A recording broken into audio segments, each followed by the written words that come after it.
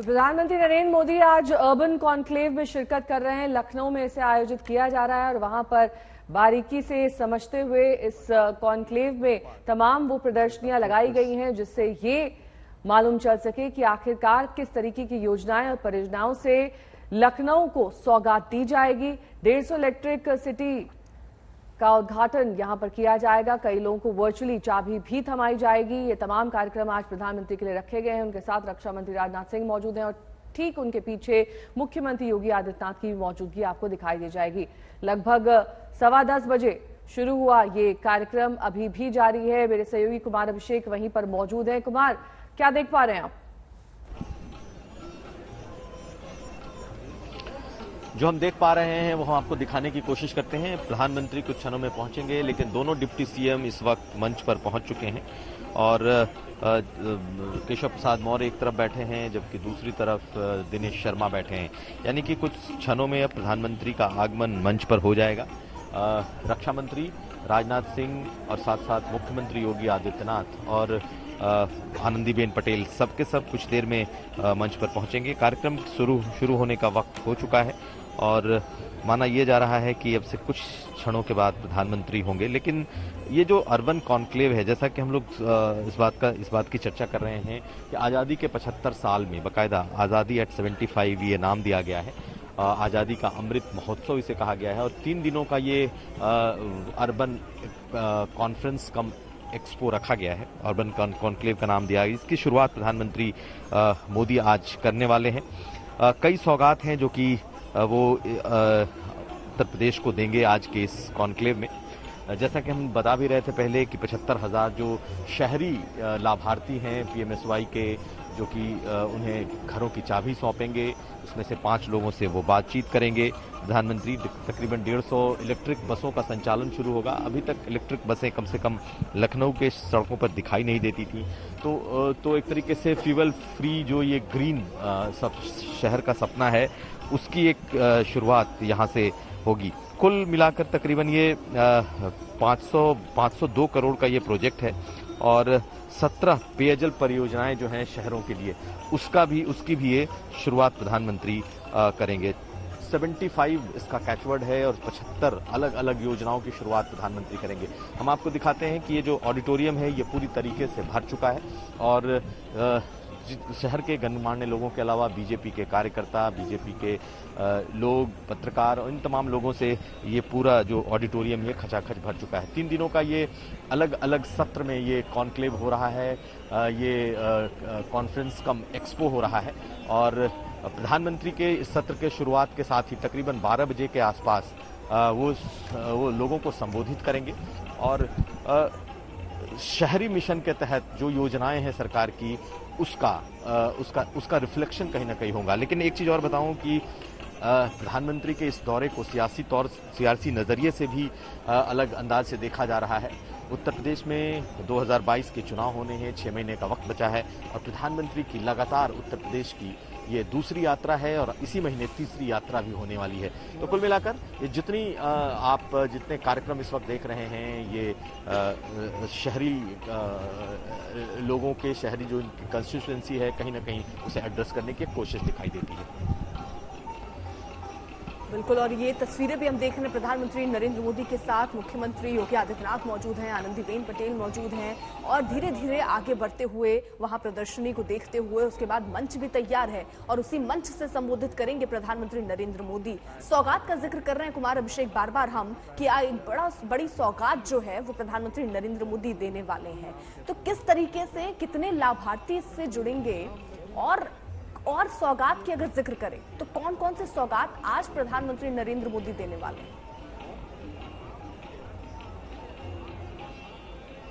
देखिए, उत्तर प्रदेश के 75 जिलों के 75,000 ऐसे लाभार्थी होंगे जिन्हें घर दिया गया है और जो घर सरकार दे रही है उसकी वर्चुअल की वो सौंपेंगे। साथ साथ वर्चुअल तरीके से ही ऐसे लाभार्थियों से वो बातचीत भी करेंगे। पेयजल जो योजना चल रही है स्मार्ट सिटी मिशन के तहत, उसमें 10 स्मार्ट सिटीज की जो 75 सफल परियोजनाओं की कॉफी टेबल बुक है उसका भी लोकार्पण प्रधानमंत्री करेंगे। नल जल योजना जो शहरों की है उसके कई प्रोजेक्ट्स का लोकार्पण करेंगे। अमृत मिशन के तहत ये पूरा का पूरा जो पेयजल परियोजनाओं का जो लोकार्पण है, ये तकरीबन 1441 करोड़ की पूरी योजना है। 13 परियोजनाएं हैं जो कि सौंपेंगे, और साथ साथ इलेक्ट्रिक बसों को, जो कि ये जो स्मार्ट सिटीज है उसमें इलेक्ट्रिक बसों को चलाने का एक बड़ी योजना है, जिसके तहत लखनऊ में ये 150 बसें दिखाई देंगी। उत्तर प्रदेश के लिए ये बसें लाई गई हैं, और प्रधानमंत्री का जो संबोधन है उस पर सबकी नजर रहेगी कि आखिर वो अर्बन इस कॉन्क्लेव में शहरी विकास, शहरी मिशन के लिए वो क्या कहते हैं। हम एक बार फिर से आपको मंच की तरफ दिखा रहे हैं। लोग जो गणमान्य लोग हैं, खासकर दोनों उप मुख्यमंत्री अपनी अपनी जगह पर आ चुके हैं, और प्रधानमंत्री जैसे ही प्रदर्शनी का अवलोकन का काम पूरा करते हैं, उसके तुरंत बाद वो फिर इस ऑडिटोरियम में होंगे, और तमाम लोग उसी बात का इस वक्त इंतजार भी कर रहे हैं, क्योंकि तमाम कुर्सियां भर चुकी हैं। ठीक है, लौटेंगे आपके पास कुमार अभिषेक। 150 इलेक्ट्रिसिटी बसों का उद्घाटन और आजादी का अमृत महोत्सव बनाने की श्रृंखला शुरू हो चुकी है। माननीय मंत्री सीधे लाभार्थियों से संवाद किया जाएगा, वर्चुअल माध्यम से अनुरोध करूंगा, चाबी सौंपी जाएगी। स्वागत उद्बोधन देने का कष्ट करें माननीय मंत्री जी।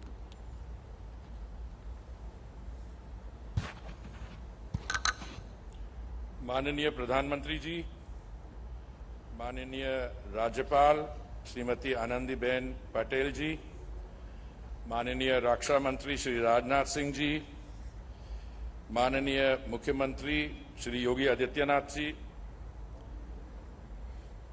केंद्रीय मंत्रिमंडल में मेरे साथी महेंद्र पांडे जी, कौशल किशोर जी, उप मुख्यमंत्री श्री केशव प्रसाद मौर्य जी। तो अब से थोड़ी देर में प्रधानमंत्री नरेंद्र मोदी भी मंच पर पहुंचेंगे, तब हम आप सीधे रुख वहां करेंगे। लेकिन उससे पहले आपको बता दें, लखीमपुर में आखिर 3 अक्टूबर को क्या हुआ था, और इससे लेकर अलग अलग तरह की थ्योरी भी सामने आ रही है। अब इस हिंसा पर अलग अलग तरह के वीडियो भी सामने आ रहे हैं।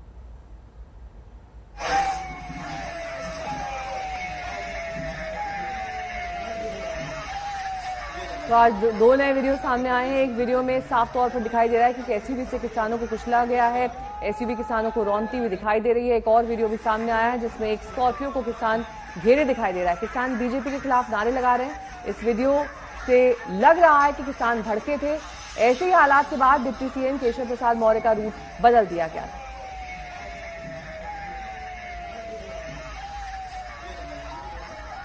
तो ये तस्वीरें हम आपके सामने रख रहे हैं, जहां स्कॉर्पियो को किसान घेरे हुए नजर आ रहे हैं। वहीं दूसरी तस्वीर, दूसरा वीडियो जो आप देख रहे हैं, वो आप नेता संजय सिंह ने जारी किया, जिसमें साफ तौर पर गाड़ी आगे बढ़ती हुई नजर आई और बोनट पर एक बुजुर्ग भी नजर आए, लेकिन बावजूद इसके गाड़ी रुकी नहीं। उसके पीछे से भी एक गाड़ी उसी रफ्तार से निकलती हुई नजर आई। वहीं दूसरी तरफ स्कॉर्पियो के घेरे किसान नजर आ रहे हैं, हाथों में काले झंडे थामे हुए, और ये बताया गया कि गाड़ी के जो शीशे थे उनको भी तोड़ा गया, जिसके बाद वहां माहौल गर्म हुआ। फिलहाल जो ये वीडियो आप देख रहे हैं, इनकी पुष्टि हम नहीं करते, लेकिन ये वीडियो अगर सच है तो एक गंभीर सवाल यहां खड़ा होता है कि आखिरकार किसान रास्ते में मौजूद थे, कैसे ये गाड़ी वहां से निकल जाती है। बावजूद इसके एक और गाड़ी जो उसके पीछे थी, उसने भी जब देखा कि किसान सड़कों पर है, तब भी रौंदते हुए ये गाड़ी जो है वहां से निकल गई। वहीं 3 अक्टूबर का ये वीडियो हम आपको दिखा रहे हैं, जहां स्कॉर्पियो को घेरे किसान नजर आ रहे थे, हाथों में काले झंडे थामे हुए।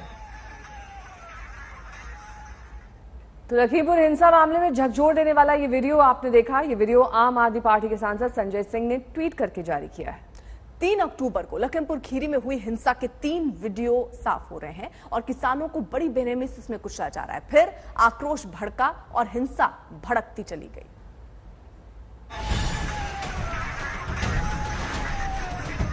लखीमपुर खीरी का ये वीडियो ये साफ कर देता है कि किसानों को गाड़ियों तले रौंदा गया। आम आदमी पार्टी के सांसद संजय सिंह ने ये वीडियो जारी किया है और आज तक इस वीडियो की पुष्टि नहीं करता, लेकिन अगर ये वीडियो असली है तो इससे किसानों के साथ हुई क्रूरता की पुष्टि हो जाती है। आप इस वीडियो को फ्रेम दर फ्रेम देखेंगे तो आपको पता चल जाएगा कि लखीमपुर खीरी में किसानों के साथ क्या सुलूक हुआ। जरा देखिए, किसानों का एक समूह कैसे आने वाले खतरों से बेपरवाह आगे बढ़ रहा है और तभी काले रंग की ये एसयूवी इन किसानों को रौंदती चली जाती है। मैं आपसे पूछना चाहती हूँ कि आपने ये वीडियो देखा है?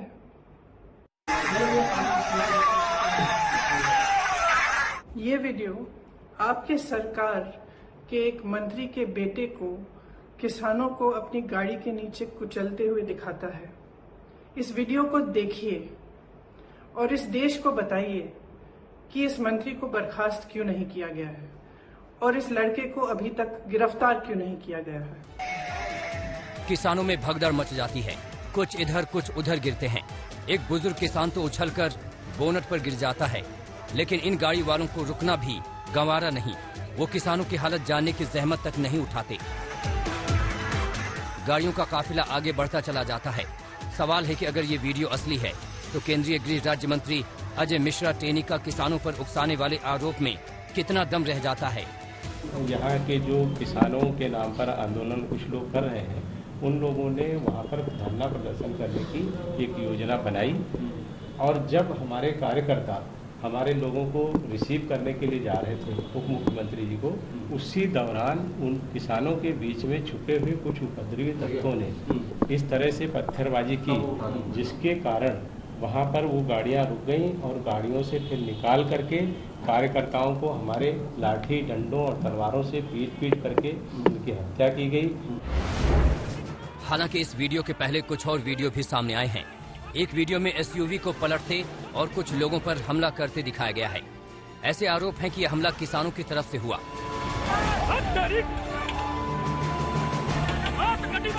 हालांकि लखीमपुर हिंसा में जान गंवाने वाले 8 मृतकों की भी पोस्टमार्टम रिपोर्ट आ गई है। लवप्रीत सिंह किसान, उम्र 18 साल, घिसटने और चोटों के निशान, ज्यादा खून बहने से मौत। नक्षत्र सिंह किसान, खून बहने से मौत, शरीर पर घिसटने के निशान। गुरविंदर सिंह किसान, शरीर पर घिसटने के निशान, ज्यादा खून बहने की वजह से मौत। दलजीत सिंह किसान, घिसटने के साथ कई अन्य चोटों के निशान। शुभम मिश्रा बीजेपी कार्यकर्ता, डंडों की पिटाई से मौत। हरिओम मिश्र बीजेपी कार्यकर्ता, डंडे से पिटाई के निशान, खून बहने से मौत। श्याम सुंदर निषाद बीजेपी कार्यकर्ता, डंडे से पिटाई और घिसटने से मौत। रमन कश्यप पत्रकार, शरीर पर गंभीर जख्म, डंडे से पिटाई के निशान। पोस्टमार्टम रिपोर्ट से साफ है कि 8 लोग पीट कर या कुचल कर मारे गए हैं। सवाल है कि इस हिंसा की जिम्मेदारी किसकी है। लखीमपुर में समर्थ श्रीवास्तव के साथ कुमार अभिषेक, लखनऊ आज तक। लखीमपुर हिंसा की ताजा वीडियो पर प्रियंका गांधी ने एक बार फिर बीजेपी को घेरा है। प्रियंका ने सीतापुर गेस्ट हाउस में एक वीडियो मैसेज जारी कर मोदी योगी सरकार पर हमला बोला। मोदी जी नमस्कार, मैंने सुना है कि आज आजादी का अमृत उत्सव मनाने के लिए आप लखनऊ आ रहे हैं। मैं आपसे पूछना चाहती हूँ कि आपने ये वीडियो देखा है?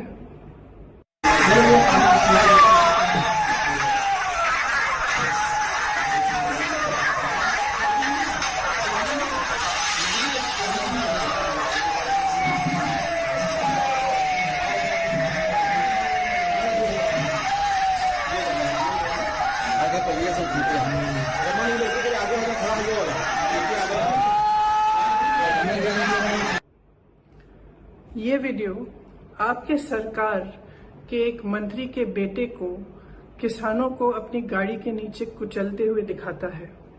इस वीडियो को देखिए और इस देश को बताइए कि इस मंत्री को बर्खास्त क्यों नहीं किया गया है और इस लड़के को अभी तक गिरफ्तार क्यों नहीं किया गया है। मेरे जैसे विपक्ष के नेताओं को तो आपने हिरासत में बगैर किसी ऑर्डर, बगैर एफआईआर के रखा है। मैं जानना चाहती हूँ कि ये आदमी आजाद क्यों है। आज जब आप आजादी के अमृत उत्सव की महफिल में मंच पर बैठे रहेंगे मोदी जी, तो आप याद करिए कि आजादी हमें किसानों ने दिलवाई। आज भी इस देश की सुरक्षा सीमाओं पे किसानों के बेटे करते हैं। किसान महीनों से त्रस्त है, अपनी आवाज उठा रहा है और आप उसको नकार रहे हैं। मैं आपसे आग्रह करती हूँ, लखीमपुर आइए ना। जिन्होंने आजादी दिलवाई, जो अन्नदाता है इस देश का, जो आत्मा है इस देश का, उसकी पीड़ा समझिए, सुनिए। इनकी सुरक्षा करना आपका धर्म है। जिस संविधान पर आपने शपथ लिया उसका धर्म है और उसके प्रति आपका कर्तव्य है। जय हिंद, जय किसान। तो जैसे जैसे लखीमपुर हिंसा से जुड़े वीडियो सामने आ रहे हैं, वैसे वैसे सियासत तेज हो रही है। आज लखीमपुर जा रहे ओवैसी ने कहा कि नए वीडियो के बाद शक की कोई गुंजाइश नहीं रह जाती। उधर योगी के मंत्री वीडियो पर सवाल उठा रहे हैं। ये बात जाहिर होती है कि सरकार, योगी सरकार और मोदी सरकार ये समझती है कि किसी की जान लेने से, पैसे देने से इंसाफ हो जाएगा। ये जो पूरा वाकया हुआ है ये पूरा प्री प्लान तरीके से हुआ है। ये तो बर्बरियत है, इंसानियत नहीं है। ये भाई किसानों का एहतजाज चल रहा है, पिछले करीब 1 साल हो गए, 200 से ज्यादा किसानों की मौत भी हो चुकी है, मगर इस तरह से उनको गोली मारना, उन पर गाड़ी चढ़ा देना, जो एक पीसफुल पुरअमन प्रोटेस्ट कर रहे थे, अपनी ताकत के बलबूते पर हर उस आवाज को बंद करना चाहती है और अगर कोई ज्यादा करेगा तो ठोक दो की पॉलिसी मुख्यमंत्री बात करते हैं। आज आम आदमी पार्टी को या कांग्रेस को या समाजवादी पार्टी को कहां से इस तरह के विजुअल मिल रहे हैं? इसका मतलब है कि ये षड्यंत्र रचना चाह रहे थे। आपदा में अवसर तराशने वाले लोग हैं। जिस तरह से कोरोना के दौरान इन्होंने किया, वैसे ही आज किसान भाइयों के मुद्दे पर ये अपनी रोटी सेकना चाहते हैं। ये जांचों उपरांत ही ये तय हो पाएगा कि क्या चीजें थी, और जांच शुरू हो गई है तो जांच का इंतजार कर लेना चाहिए हम सबको, क्योंकि सरकार किसानों के साथ में है। हमेशा से किसान हित के लिए भारतीय जनता पार्टी ने काम किया है और आगे भी हम किसान हित में ही काम करेंगे। लखीमपुर हिंसा पर प्रियंका गांधी की मोर्चाबंदी जारी है। सीतापुर गेस्ट हाउस के बाहर कांग्रेसी नेता और कार्यकर्ता डटे हैं तो प्रियंका गांधी नए वीडियो जारी कर बीजेपी पर हमला कर रही हैं। प्रियंका गांधी ने प्रशासन, पुलिस को कह दिया है कि वो पीड़ित परिजनों से मुलाकात किए बगैर वापस नहीं जाएंगी।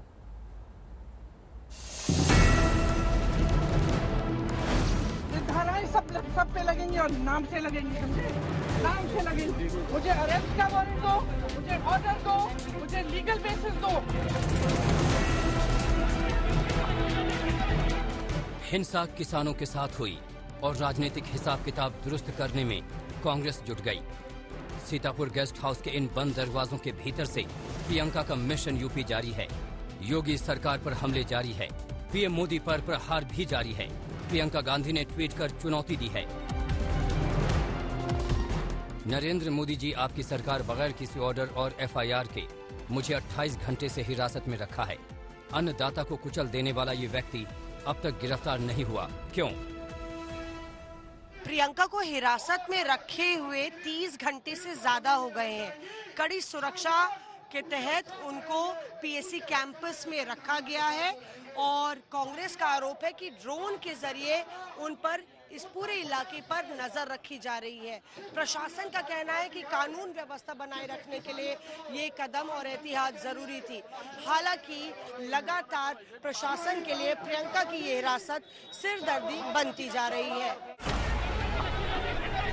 प्रियंका गांधी लखीमपुर हिंसा पर लगातार एक्टिव हैं। उनका यूपी पुलिस को चकमा देकर लखीमपुर पहुंचने की कोशिश करना, फिर गेस्ट हाउस में झाड़ू लगाते वीडियो जारी करना और अब पीड़ित परिवार से मुलाकात की शर्त पर अड़ जाना साफ साफ संकेत है कि कांग्रेस आक्रोश की आग को जलाए रखना चाहती है। समझती हूँ मैं सब कुछ। छू के देखो मुझे, जाके अपने अफसरों से और अपने मंत्रियों से जाके वारंट लाओ, ऑर्डर लाओ, समझे?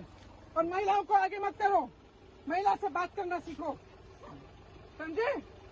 महिला संबंधित महिला कानून है इस देश में, तुम्हारे प्रदेश में नहीं होगा, इस देश में कानून है। प्लीज कुछ नहीं, तुमने मुझे ढकेल के तुम यहाँ लाए हो, मुझे जबरदस्ती ले जा रहे हो और तुम्हारा कोई हक नहीं है, समझे? मुद्दत बाद यूपी में विपक्ष को बड़ा मुद्दा हाथ लगा है। कांग्रेस इस मौके को हाथ से जाने देना नहीं चाहती। राहुल गांधी का ट्वीट भी बहुत कुछ कह रहा है कि आखिर कांग्रेस की योजना क्या है। जिसे हिरासत में रखा है वो डरती नहीं, सच्ची कांग्रेसी है, हार नहीं मानेगी, सत्याग्रह रुकेगा नहीं। कांग्रेस ने लखीमपुर के सवाल पर ताकत झोंकी है। कांग्रेस नेताओं और कार्यकर्ताओं का लखीमपुर में मोर्चा खड़ा किया जा रहा है। प्रियंका हिरासत में है, कांग्रेस कार्यकर्ता धरने पर बैठे हैं। लगातार समय बीतता जा रहा है, 30 घंटे से ज्यादा हो गए हैं और यहाँ पे रात भर कांग्रेस कार्यकर्ता कुछ यूं ही धरने पर बैठे रहे। बात करते हैं उनसे और उनसे पूछते हैं, यहाँ नारों का जोर है और लगातार शोर ये है कि सरकार जो है किसानों के खिलाफ इस तरह से दमन की नीति अपना रही है। क्या कहेंगे, कब तक बैठे रहेंगे आप लोग? हम लोग जब तक रिहाई नहीं करेगी ये जुल्म ढालने वाली सरकार, तब तक यहाँ बैठे रहेंगे। हम लोग प्रियंका गांधी जी का साथ तब तक देंगे जब तक ये योगी और मोदी की सरकार, ये किसानों की हत्यारी सरकार प्रियंका जी को लखीमपुर मिलवाने नहीं ले जा सकती, तब तक हम लोग यहाँ से हिलने वाले नहीं हैं। हमारी बहन प्रियंका गांधी कहीं डरती नहीं है और 1 महीने तक रहेंगे, 2 महीने रहेंगे, आज साल भर जेल में रहने को तैयार है गांधी परिवार का। इधर कांग्रेस ने एक वीडियो जारी कर प्रियंका गांधी की ड्रोन से निगरानी का आरोप लगाया है। जाहिर है कांग्रेस इतनी जल्दी कदम खींचने को तैयार नहीं। सीतापुर से मौसमी सिंह के साथ आज तक ब्यूरो।